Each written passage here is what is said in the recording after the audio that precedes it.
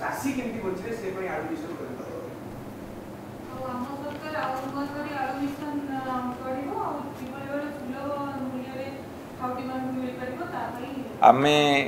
ଘରେ ନ ପଶୁଣୁ ଚାଳ ବାଜିଲାଣି ନ୍ୟାୟରେ भारत वर्ष रे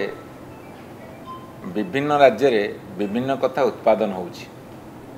को राज्य रे आलू होउची को राज्य रे चाउल होउची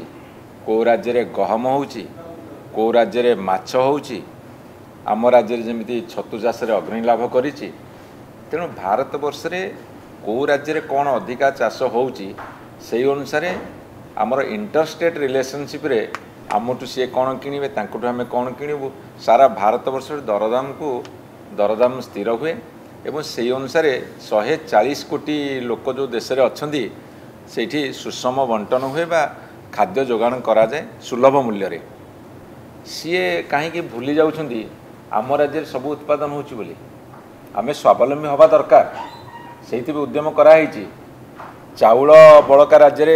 में माननीय नवीन पट्टनायक 24 वर्ष भितर परिणत करछंदी एवं शस्य खाद्य शस्य उत्पादन होता जो 50 लाख मेट्रिक टन ताकू 150 लाख मेट्रिक टन नहीं पहुँचेले तेणु बहुत क्षेत्र में आम आगू जाइए तेणु आलूटा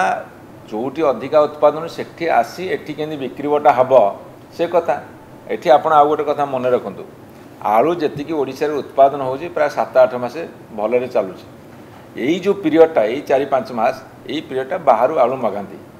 सी तो सेतिके 3 मास भितर संभाली पारलेनी मु तांको स्वागत करुची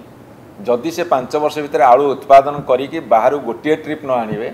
ताले आम जानबू तमे ओडिया अस्मितार धारक और बाहक यही कथाटा मु तांको आज